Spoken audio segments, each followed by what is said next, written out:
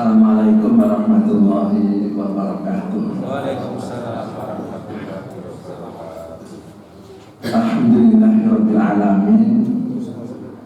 Wa bihi nasta'inu ala umuri dunya waddin.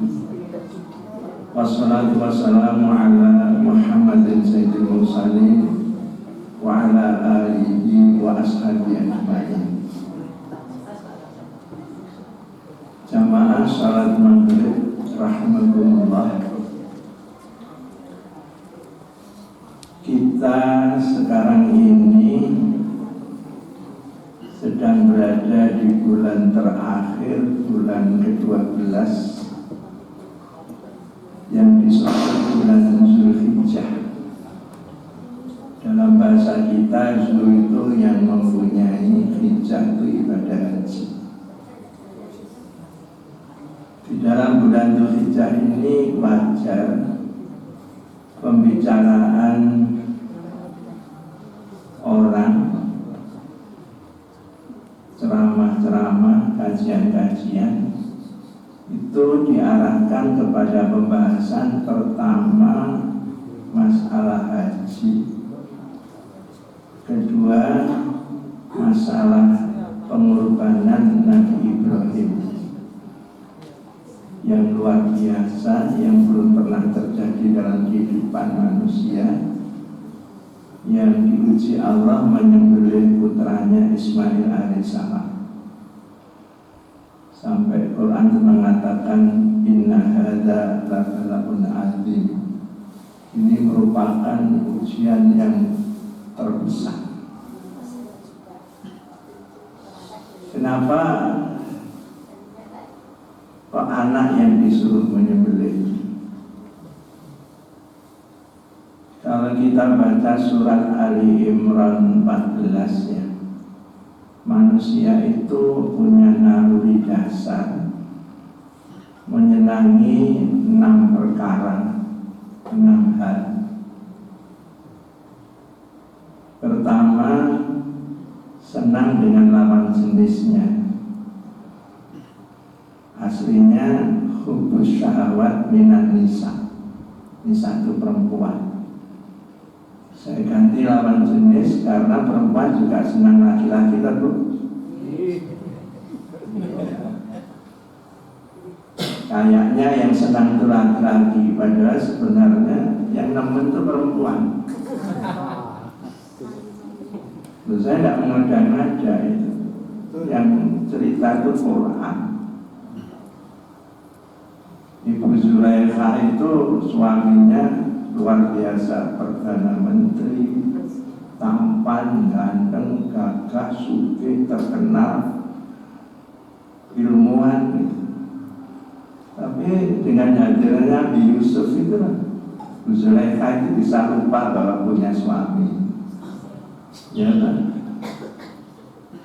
Untung sekarang itu tidak ada seorang seelok, seganteng Nabi Yusuf. Kalau sekedar nama Yusuf tanpa alaihissalam banyak, tapi yang alaihissalam only one person, itu luar biasa. Umpama ada mungkin ibu-ibu tidak jadi ngaji. Kedua, senang dengan anak, balbanin. Ketiga, senang dengan harta yang berlimpah. Qanadiril muqantarati minadz dzahabi wal fiddah, emas perak yang berlimpah. Sampai Nabi itu kalau menggambarkan senangnya orang terhadap harta itu, lau libni Adam wadiyani min dzahabin wa fiddatin latal wasalisa.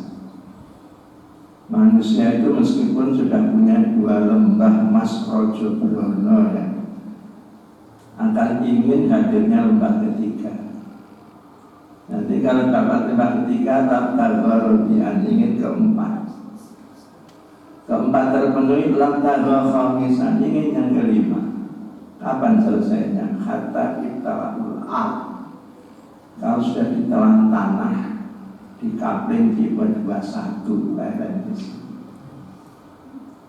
Itu hebatnya Quran mengatakan bahwa kita, bahwa kesenangan kita kepada harta itu tidak tanggung-tanggung. Yang sering kita dengar dari bacaan imam, alhaakumut takatsur hatta zurtumul. Jadi yang bisa menghentikan cuma makobir itu.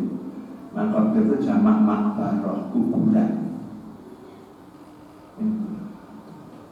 Kemudian wal khair musawwamah, khair itu dalam bahasa Arab al-khison, al-faros, kuda. Musawwamah itu yang hebat, yang terlatih.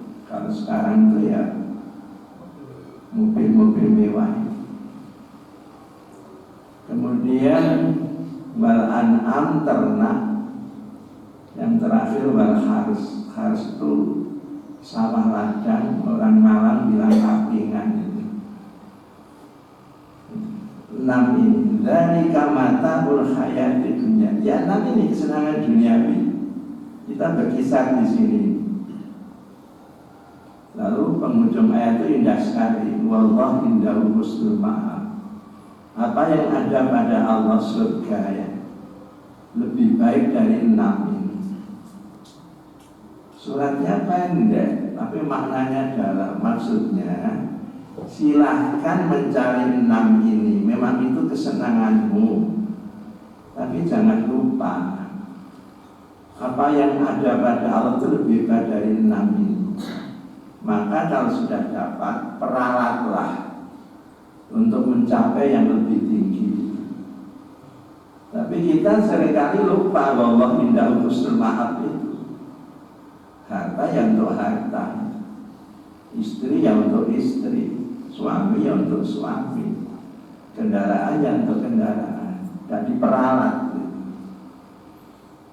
Nah, kenapa yang diuji, yang diambil kok anak, tidak harta?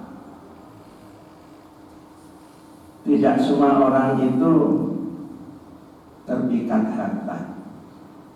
Orang-orang soleh, aulia, ya, apalagi tingkat nabi, harta itu sekedar alat. Tapi kalau anak, itu hampir semua orang, tidak pandang siapapun itu senang. Jadi Allah ngambil itu ujiannya pada anak. Luar biasa. Kalau saya baca surat Al-Baqarah 124 ya, Nabi Ibrahim itu termasuk orang yang diuji Allah dengan berbagai ujian dan berat-berat. Saya baca ayatnya dulu ya. Wa idzi batala Ibrahim rabbuhu bi kalimatin. Di kalimat itu bila awamir. Ingatlah ketika Ibrahim diuji Tuhannya dengan berbagai perintah. Hebatnya fa'atamahunna. Kita tidak mampu atamahunna. Kalau kita itu fa'amilahunna. Fa'amilahunna itu lalu dikerjakan. Tapi kalau atamahunna, yaf'alu bitamam bil kamal. Tidak segera dikerjakan tapi dengan sempurna. Sholat saja kita itu tidak tamam. Betulkah sholat kita 5 waktu sehari-hari itu tepat waktu? Nah, sejak pakaian untuk sholat apa kita pilih yang tepat untuk sholat? Karena Allah yang memerintah. Jangan sembarangan sholat itu dengan barang pakaian. Khudhu zinatakum inda kulli masjid. Ambil pakaianmu terbaik saat kamu akan sujud kepada Allah. Belum khusyuknya, tumakninahnya badan. Kita itu sebenarnya tidak tamam. Ya sekedar memenuhi perintah, tidak berdosa. Fa'amilahunna. Kalau Nabi Ibrahim fa'atammahunna. Nah, karena sempurna, Allah berkata kepada Ibrahim, Inni jahiluka linnasi imama. Ibrahim, aku akan jadikan kamu pemimpinnya manusia. Saya baca ayat itu berpikir, oh, untuk jadi pemimpin itu tidak sembarangan, harus memiliki kelebihan yang puncak. Tidak sekedar amilah guna tadi, tapi atamahuna. Kita seringkali menjadi korban pemimpin yang sebenarnya tidak layak jadikan pemimpin. Tapi kenapa kita dulu aja memilih itu ya? Sajane sing salah ya kita yang milih.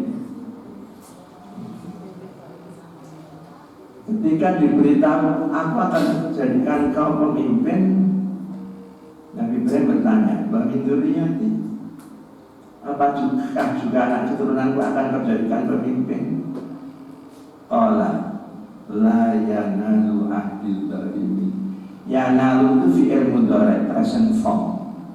Terjemahnya Allah berfirman, Ibrahim, tidak akan saya jadikan pemimpin keturunanmu kalau mereka itu tidak seperti kamu, zalim, aniaya. Gitu. Di antara ujian yang terberat, kalau saya uraikan panjang ujiannya itu ya, mulai lahir itu sudah berada di keluarga yang menyembah berhala. Bapaknya Azar itu kan pembuat Azar. Yang terbesar itu saat beliau diuji menyembelih putranya, sampai-sampai Nabi Ibrahim itu ragu melaksanakannya.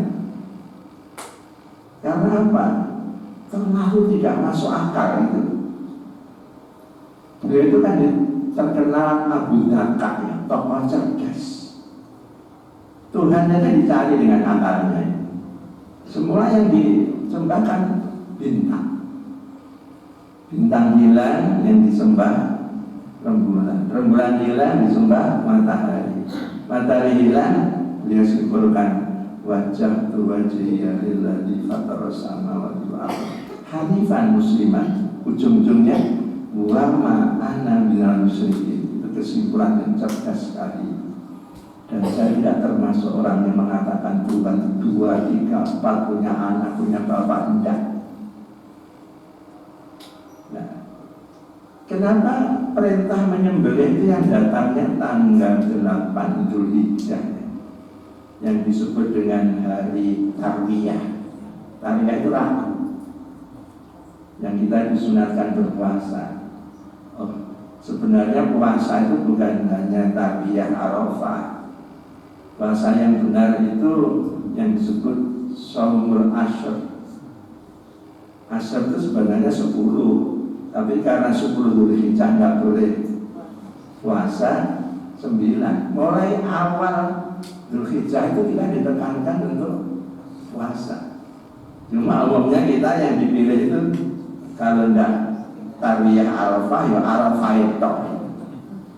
Itu aja direwangi geger, sebenarnya Arafah itu tanggal piro ya. Geger-geger akhirnya gak poso. Ya kan?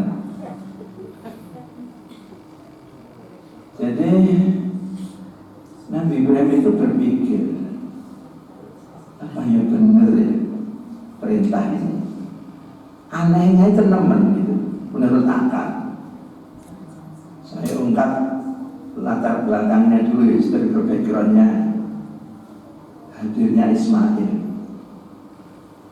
Sampai usia kira-kira 70-an tahun ke atas, Nabi Ibrahim dengan istrinya Sarah itu tidak dikaruniai anak. Dinyatakan Sarah itu mar'atun akhilah, itu mandul, meskipun puluhan. Nah, sebagai seorang pemimpin, beliau itu berpikir, kalau aku sewaktu aku mati belum menyiapkan generasi pengganti, ini gimana? Minta kepada Allah. Padahal istrinya itu kan Akirah ya, mandul. Tetap minta kasih saya anak ya Allah. Oleh Allah jawabannya aneh. Kalau kamu ingin anak, cobalah kamu poligami. Umur mendekati 80 suruh poligami itu ya. Kalau bapak-bapak gimana? Senang apa tidak senang? Senang.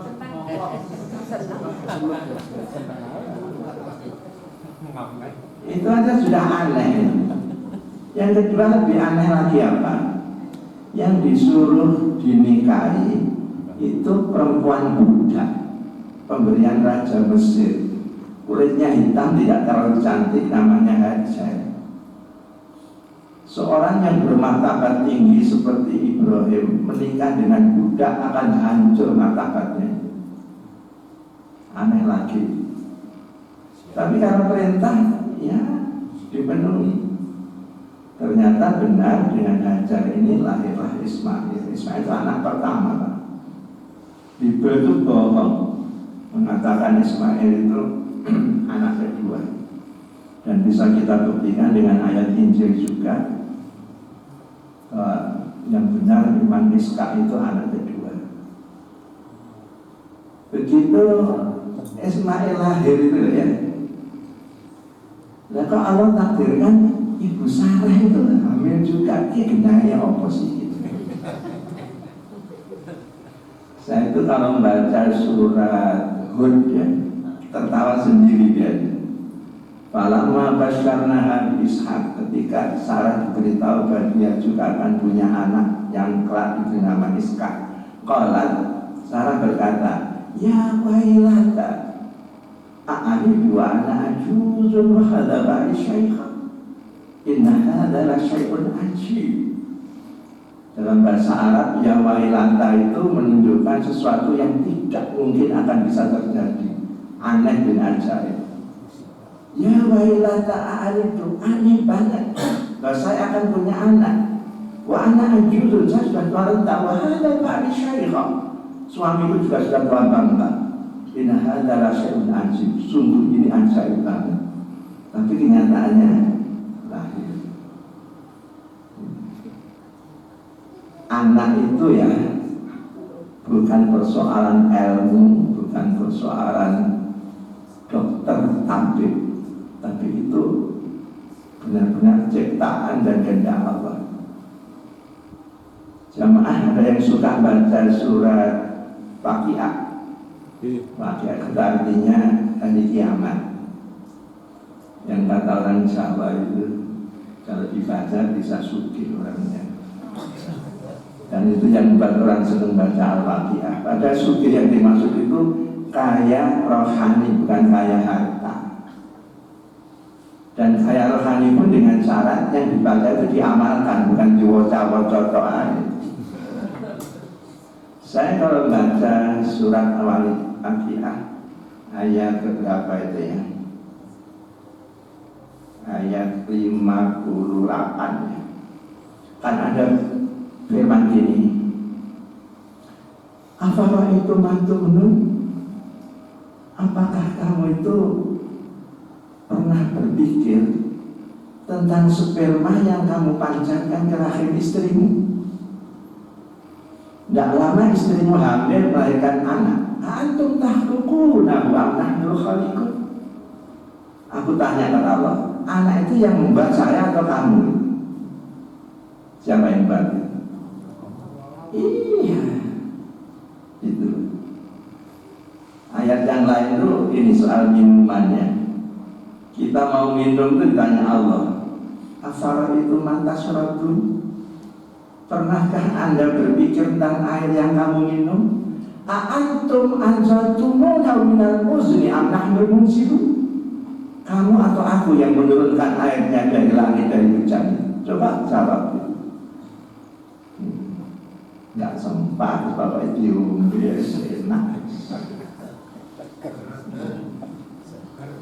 Jadi anak itu semata-mata Allah. Kenyataannya bapak ibunya ingin punya anak laki-laki.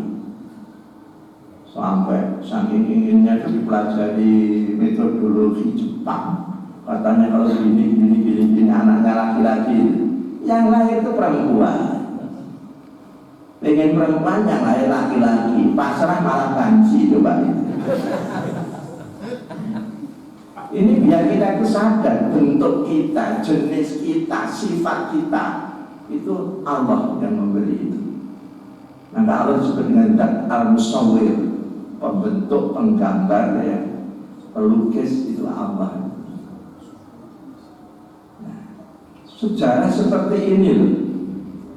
Kok sekarang begitu remaja,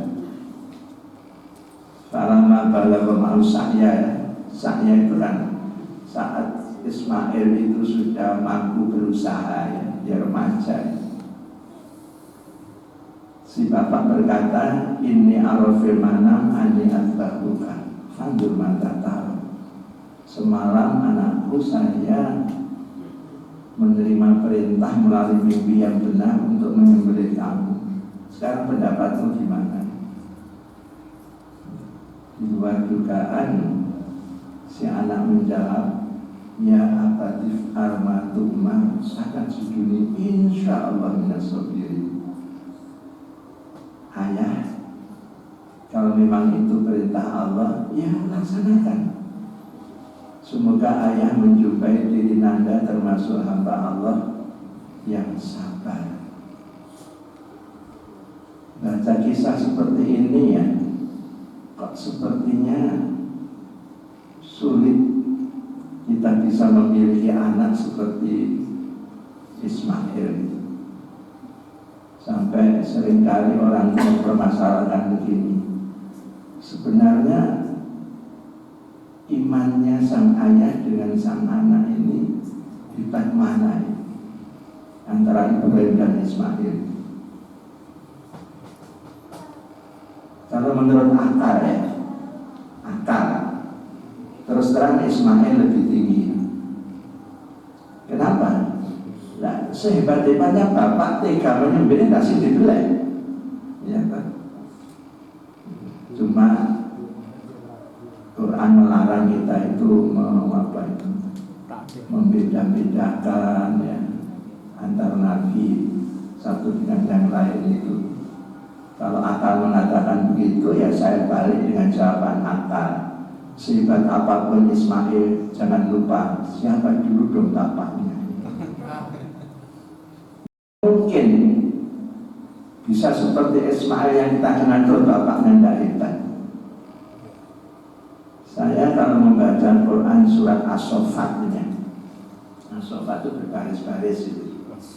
Mulai ayat 100, Nabi Ibrahim bisa punya anak sehebat Ismail itu ternyata diawali dari doa. Doanya itu yang dipenuhi oleh Allah. Saya baca ayatnya ya. Rabbi habli minas sholihin. Tuhan, anugerahilah saya anak yang soleh. Soleh itu dalam bahasa Arab baik, tapi tidak sembarang baik. Baik menurut Allah dan Rasul, berbeda dengan baik menurut kita. Fabasyarnahu bihulamin halim. Doanya ini dipenuhi Allah untuk beri kabar gembira kau Ibrahim dengan akan hadirnya anak yang halim. Halim itu sabar, santun, tabah. Jadi Allah yang membuat seperti itu. Falamma balagha ma'ahu sa'ya, begitu sudah remaja, qala ya bunayya inni arafil manam anni antahuka fandur madza taro tadi. Dijawab, qala ya abatif armatu ma satajiduni insyaallah minas sabirin. Yang ingin kita cari itu ya, setelah Nabi Ibrahim itu berdoa seperti itu, kok bisa menjadikan Ismail itu sehebat yang kita kenal itu gimana caranya? Jadi katakan kalau kita buat tema gitu ya, bagaimana menyiapkan generasi setara dengan Ismail. Jangan seperti tidak mungkin, seperti itu sawah sama, nggak bisa. Ya setara sudah hebat. Petunjuk Quran pertama doa. Malah kalau saya baca hadis ya, berdoanya itu sejak suami istri itu berhubungan. Ada tak hadisnya itu? Jangan terbuka, harus dilihat dengan selimut. Maksudnya jangan seperti hewan, kamu itu manusia terhormat. Dan jangan jadi tontonan setan-setan terlaknat itu. Tutup. Setelah itu doa yang kita panjatkan kan dengan nama Allah, mohon dikasih anak, dan anak ini nanti tidak mudah diganggu oleh setan.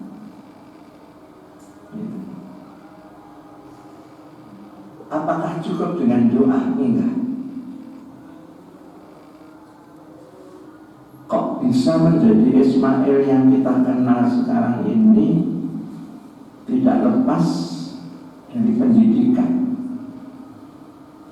Ya, pendidikan ini bisa kita ketahui dari doa yang dipanjatkan Nabi Ibrahim di dalam surat Ibrahim ayat 37 ya, saat menempatkan istrinya Hajar dan putranya Ismail masih bayi di lembah, istilah Quran kering kerontang tiada tanaman, biwadin di zar'in indah baitikal, di dekat rumah suci Ka'bah. Jadi setelah Ismail lahir, Ishak juga lahir di Yerusalem ya, Allah perintahkan Ibrahim, istrimu Hajar, anakmu Ismail itu pindahkan ke Mekah. Nanti sampai di sana kamu harus kembali lagi ke Yerusalem. Tinggalkan keduanya di sana. Itu menurut akal ya. Mati anak ini. Lembah yang kering kerontang, tidak ada tanaman, tidak ada air, tidak ada manusia. Yang ada cuma sebuah bangunan, kalau boleh saya sebut bangunan, sebenarnya pondasi, yang Ka'bah. Siapa yang membuat? Nabi Adam. Jadi Ka'bah itu kita jadikan arah ibadah sholat kita ya. Bertemu di situ tuh Nabi awal, Nabi sentral Ibrahim, dan Nabi penutup. Yang membuat fondasinya itu Nabi Adam, yang meninggikan itu Nabi Ibrahim, yang menjadikan arah ibadah itu umat Islam. Dulunya ketika belum diperintahkan menghadap Ka'bah, menghadap Masjidil Aqsa. Tapi sebenarnya waktu itu Nabi Muhammad, Nabi kita, kurang serg menghadap Masjidil Aqsa. Cuma tidak protes, tidak apa. Cuma sering melihat ke atas gitu. Ngapain ya harus ke Masjidil Aqsa? Satu saat Allah penuhi keinginan Nabi yang tidak diucapkan ini, hanya di batin itu. Salam diwajibkan ke Masjidil Haram. Sekarang arahkan ke Masjidil Haram. Begitu sampai di Mekah, yang dipilih oleh Nabi Ibrahim menempatkan anak istri itu di Hijr Ismail, sebelah utaranya Ka'bah, gandeng Ka'bah. Hijr itu ada yang mengatakan Hajar, Ismail ya Ismail. Pertanyaan, kenapa kok yang dipilih itu Ka'bah? Kan ayatnya gini, Ibrahim 37, Rabbana inni askantu min dzurriyyati biwadin ghairi dzar'in inda baitikal muharram. Wahai Tuhan kami, kutempatkan anak istriku di lembah yang kering rontang tiada tanaman ini, di dekat rumah suci Ka'bah. Nabi Ibrahim itu tentunya atas bimbingan Allah ya, memberikan pelajaran kepada kita. Kalau ingin punya anak yang soleh solihah, itu pertama yang harus diupayakan milieu bi'ah, lingkungan di mana anak kita itu berada, itu harus kondusif. Bapak Ibu itu kan untuk anak-anaknya biar soleh, guru-guru untuk murid-muridnya itu kan doanya biasanya Rabbana hab lana min azwajina wa dzurriyyatina qurrata a'yun. Terus kan? Wa ja'alna lil muttaqina imama. Itu kalau di buku-buku doa dikelompokkan doanya orang soleh. Wahai Tuhan kami, anugerahilah kami istri dulu,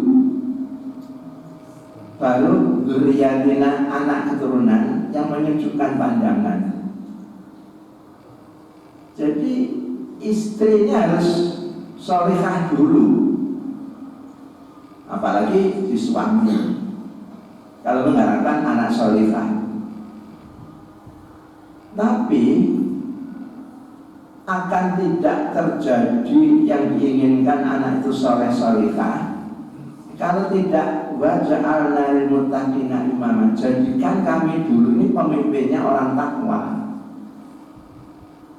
Akhir ayat ini yang diadopsi oleh tokoh pendidikan nasional kita di bidang pendidikan, Ki Hajar Dewantara ing ngarsa Sungtulodo itu.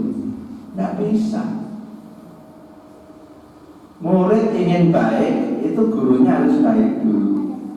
Mahasiswa ingin baik, ya dosennya harus baik dulu. Nah kalau dosennya itu plagiat, ijazahnya palsu, masa bisa itu jujur gak iso. Jangan diteruskan. Ini ijazah mulai kaget. Itu. Maka yang dipilih itu Ka'bah. Padahal saya baca tafsir ya, kalau menurut akal Pak, yang cocok bukan Ka'bah. Agak bergeser ke timur sedikit ada dua bukit, Safa dan Marwah. Yang waktu itu kondisinya tidak seperti sekarang. Sekarang kan jadi permak gitu Pak, walus, laku. Dulu tidak gitu, bisa menahan angin, bahkan mungkin hujan kalau sekedar hujan kecil. Tapi kalau Ka'bah terbuka, namun tidak ada tempat terbaik melebihi rumah Allah ini. Tidak ada rumah terbaik. Sampai kita masuk masjid itu, walaupun masjidnya belum jadi lah, sudah setengah jadi itu. Begitu sudah dipakai sholat berjamaah, yusannu alaina an nusolliya tahiyatul masjid. Disunahkan kita itu sholat tahiyatul masjid. Tidak ada tahiyat istana, tidak ada. Nah, itu rumah Allah. Ini lingkungan. Bapak Ibu kenal dengan hadis kullu mauludin yuladul fitrah. Semua anak, kullu itu semua anak terlahir dalam kondisi fitrah. Fitrah jangan diartikan suci, bertauhid. Baca surat Al-A'raf saat kita masih berada di alam arwah, belum masuk ke rahim ibu, sudah ada perjanjian ketuhanan. Alastu bi rabbikum qalu bala syahidna. Itu fitrah. Ya tabaatul ladzi khalaqallahu insana 'alaiha. Fitrah itu kondisi awal ketika kita dicipta Allah. Lalu bapak ibunya, nah, lingkungan dekatnya, yuhawidanihi au yumanjisani au yunasirani, jadikan Yahudi, Majusi, Nasrani. Kok agama yang nun sewu? Kenapa sih kita itu kok tahu-tahu organisasinya Nahdiyin? Nah, bapak ibunya itu ya Nahdiyin, lahirnya di Tebuireng, Jombang sana. Aneh nih, lahir Tebuireng itu kok Muhammadiyah, itu aneh. Itu pendatang nih. Sana nih. Nah ini kok Muhammadiyah, nah lahirnya di Kauman Jogja. bapaknya ketua ranting. Umumnya kan gitu. Sama dengan kita ini kok tahu-tahu beragama Islam itu riwayatnya gimana? Ya karena bapak ibu kita itu beragama Islam. Saya berandai-andai ya, umpama dulu kita terlahir di sana, Soviet, waktu itu Uni Soviet. Bapak kita namanya Tuan Gorbachev, ibu kita Madam Gorbachev. Kira-kira agama kita apa? Gak beragama, Gorbachev gak beragama. Nah gitu saja kita itu kalau sudah beda organisasi senang ribut aja. Lu Muhammadiyah, gua NU, lu P4, gua P3, Tadi itu kan dibacakan surat Al-Kafirun. Dan saya beritahu ya, nilainya surat Al-Kafirun itu 1/4 Quran. Hadisnya sahih.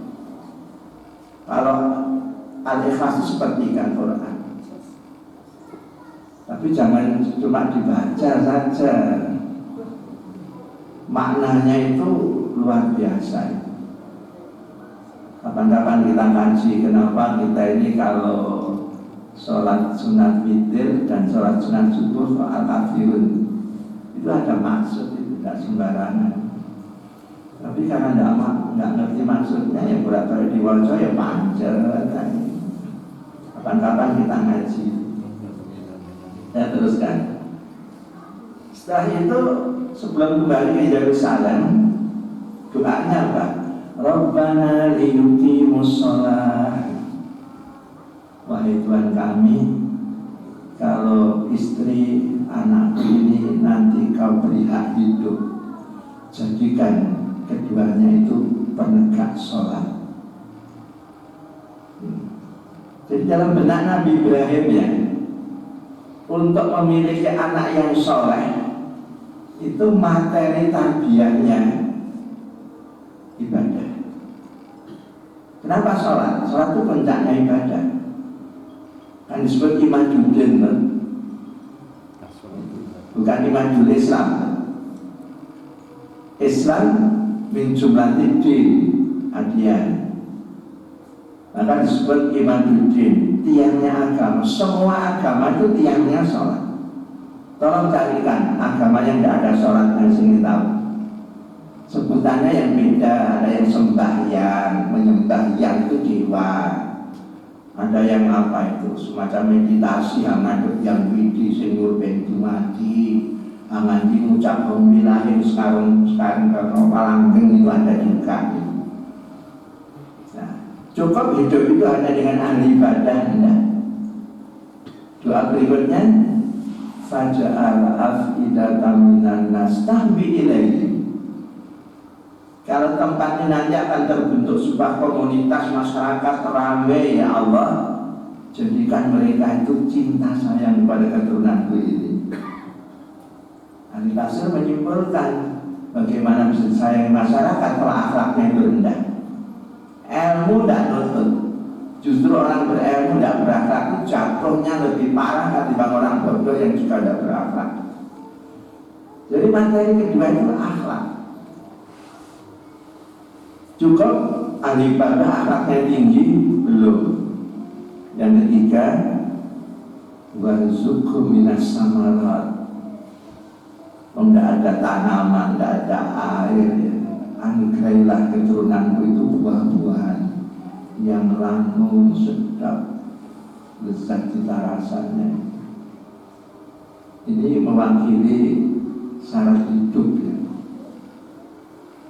Bagaimana kita itu bisa hidup dengan sempurna kalau kita itu tidak berilmu pengetahuan.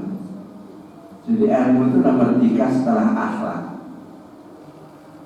Ditutup la'allahum yashkurun. Ahli ibadah, akhlaknya tinggi, ilmunya luas, pandai bersyukur. Sebab apa? Semuanya akan hancur kalau syukur ini dilanggar. Di Quran itu ya ada sebuah ayat di surat An-Nahl. Saya setiap baca ayat itu berpikir yang paling terkena ayat itu Indonesia. Meskipun saya tahu ayat itu tidak diturunkan untuk Indonesia. Quran itu universal. Saya baca ayatnya ya. Wa daraballahu masalan qaryatan kanat aminatan mutmainnah ya'tiha rizquha ragadan min kulli makan. Itu Indonesia. Fakafarat bi'anillah fa'adha qawmi basarjuri wal khawfi maka liyasna'u. Terjemahannya ini, Allah telah membuat perumpamaan akan adanya sebuah negeri yang aman, damai, aminatan mutmainnah, nyurnya melambai-lambai di mana-mana, tidak mengenal musim panas, musim dingin, karena berada di tengah-tengah garis khatulistiwa. Ya'tiha rizquha, rezekinya datang min kulli makan, dari segenap penjuru. Daratnya, lautnya, hutannya, perut buminya melimpah. Apa ada yang melebihi Indonesia dari hal itu? Enggak ada. Sayang fakafara, penghuni negeri itu kufur, tidak syukur.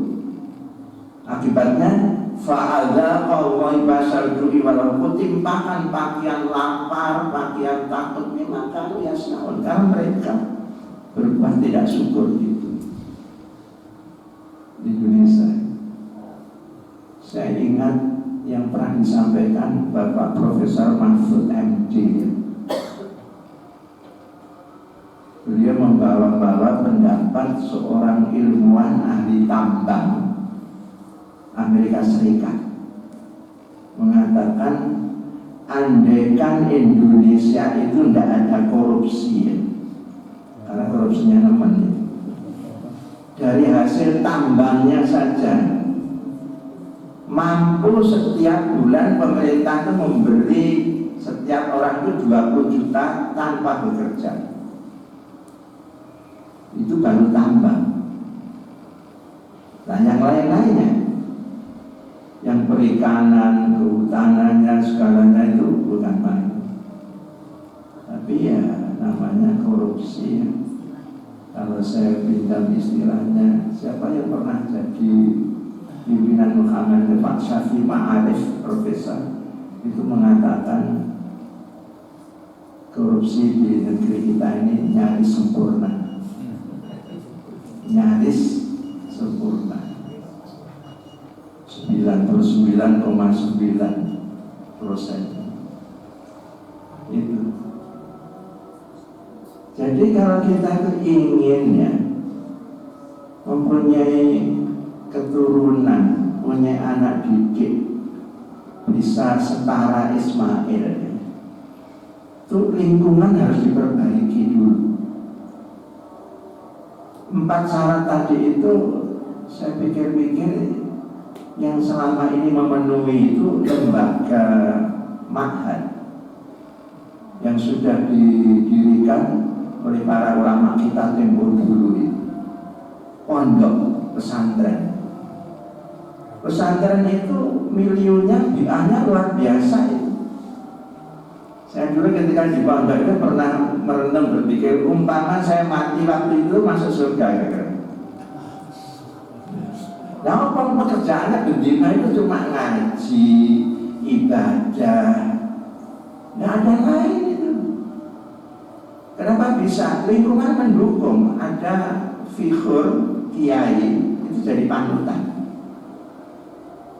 Kiai, maaf ya, kiai dulu dengan sekarang itu kalau ilmunya ya hampir sama, malah kitab-kitab lama itu dikaji oleh ilmuwan sekarang dikembangkan hebat, tapi aspek kejiwaan sulit sekali untuk disaingi.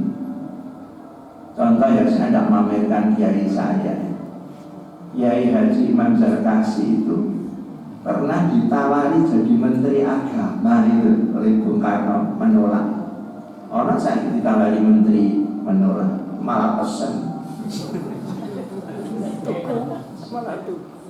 Karno itu sampai marah ya. Kenapa kamu tidak mau?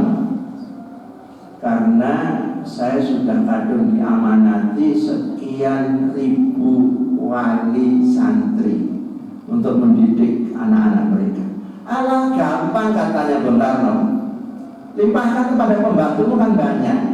Akan jawabnya beliau, amanatnya bukan kepada pembantu saya. Akhirnya biar tidak kecewa banget, beliau itu hanya mau anggota Depernas Dewan Perancang Nasional. Itu pun tidak mau di Jakarta. Rumahnya dipasang telepon itu tidak mau. Saya nanti mendidik santri-santri bisa terganggu telepon, tidak boleh diteleponin. Sing butuh aku ya bertraining gitu. Luar biasa. Saya datang mondok, rumahnya saya lihat ya seperti itu. Tamat dari pondok ya persis itu. Sudah pondoknya sudah hebat, luar biasa. Dan sejak awal dunia ini tidak dimiliki kiai, tapi yayasan. Umumnya pondok-pondok itu kan milik pribadi, kecuali Muhammadiyah. Muhammadiyah itu is the best. Nah, saya teruskan nanti ngecap nanti. Nah itu. Pesantren inilah yang sekarang diadopsi dengan nama keren boarding school. Boarding school ini. Jadi kalau ingin melahirkan anak yang soleh ya, jadi hebat mirip Ismail itu, bapak ibunya itu harus jadi soleh-solehah dulu. Lingkungan mendukung. Pertama ibadah, baru akhlak. Meskipun saya tahu bapak-bapak guru, ibu juga tahu, mendidik akhlak tidak semudah mendidik ilmu. Menjadikan orang pintar itu gampang. Seseorang tidak mengerti, tanya, dijelaskan, jelas, ya, dari ilmu sudah. Tapi apakah ilmu itu akan diamalkan, melahirkan dipekerti akhlak nanti dulu? Harus diberi contoh. Nah sekarang ini krisis keteladanan. Krisis keteladanan. Saya senang mendengar SD Assalam sudah mulai disenangi masyarakat. Itu kan ada sebab itu. Malah sudah ada yang inden pesen barang. Bagus itu. Mesti masyarakat itu menilai di mana kelebihannya. Kalau enggak, dan apa golek sekolah kalau dunianya caranya sempit gitu itu. Ya. Itu. Ini sudah azannya. Jadi kesimpulannya gini. Jangan segala sesuatu itu didasarkan kepada akal. Akal yang kita sebut lambang supremasi, puncak keunggulan, itu punya keterbatasan-keterbatasan. Jangan kalau kita itu menyikapi agama ya, belum bisa diketahui hikmahnya, maksudnya, itu kita tolak, jangan. Ilmuwan sekarang terbiasa berpikir ilmiah, segala sesuatu itu disikapi dengan serta tak percaya. Percayanya kalau sudah bisa dibuktikan. Agama itu terbalik. Agama itu benarnya absolut. Baca Quran, dari kali kita bulan roiba fi. La roiba itu kan la syakka, la milyata, tidak mengandung keraguan. Al-haqqu min rabbik, yang namakan benar itu keputusan Tuhan. Salah takunan, nah pakai non tauhid. Jangan sekali-kali kamu ragu. Setaknya itu percaya. Itu Quran, iya. Maksudnya begitu, iya. Ya sudah, sami'na wa ata'na. Baru melaksanakan kita itu berpikir merenung. Apa maunya Tuhan menyuruh melarang? Kalau ketemu tambah mantap. Kalau belum ketemu, tawakuf. Berhenti sejenak dalam mencari, menyadari keterbatasan akal, tapi tetap mengamalkan. Kalau ilmu lain Pak, setakat tidak percaya. Kapan percayanya? Buktikan dulu. Tidak terbukti, nonsen ditinggal. Maka progresif yang namanya ilmu itu. Silahkan pelajari ilmu namanya hikmatut tasrif. hikmah disyariatkannya suatu agama ini. Ada al-mantuqubiyah, ada al-maskutu anda. Ada yang diterangkan, ada yang tidak diterangkan. Aqimus sholata lidzikri, dirikan sholat untuk ingat aku, itu diterangkan untuk ingat. Tapi kenapa maghrib 3 rakaat, isya 4, subuh malah fresh-freshnya itu 2, tidak diterangkan. Jadi jangan mengandalkan akal itu hebat, punya keterbatasan. Jadi tidak ada masalah yang tidak mungkin terjadi kalau Allah yang menghendaki. Kalau tadi kita bicara anak, maaf ya, akhir-akhir ini kalau saya kumpul dengan teman-teman menyikapi tahun 24 itu kecenderungan teman-teman itu pesimis. Kenapa pesimis? Ya ingat tahun 19 itu ya, terjadi ya penipuan seperti itu. Jangan-jangan ini nanti begini. Kalau saya bilang sudahlah, jangan piye. Ini kesempatan terbaik bangun tengah malam mengadu kepada Allah. Yang menyuruh berdoa di tengah malam, akhir malam itu Allah. Masa tidak akan dipenuhi? Allah yang menyuruh, aku berada di langit dunia, silakan minta kepadaku, akan aku penuhi. Sambat ke sana gitu. Piye tok gak tangi. Ini itu subuh malah kawan bisa kalah itu kok itu. Kalah. Tidak ada yang mustahil kalau Allah kehendaki. Dan tidak boleh ragu. Anak kata Allah, ma'afani abdi bifariyatul mayasya. Saya ini tergantung persangkaan hambaku. Kalau dia menyangka aku tolong. Kalau dia ragu, aku ragu. Tidak boleh. Dan ngaji seperti ini tadi itu sebenarnya mengembalikan keyakinan kita, meningkatkan keimanan kita bahwa Allah itu betul-betul ala kulli syai'in qadir, berkuasa terhadap sesuatu apapun. Dan khusus mengenai anak soleh yang kita dambakan, penuhi 4 materi tadi itu. Insya Allah Allah akan penuhi. Kita mempunyai anak, keturunan, murid, mahasiswa yang mirip-mirip Nabi Ismail alaihissalam. Amin. Baiklah, saya sudahi karena waktu sudah isya ya. Kita berdoa sebentar. Bismillahirrahmanirrahim.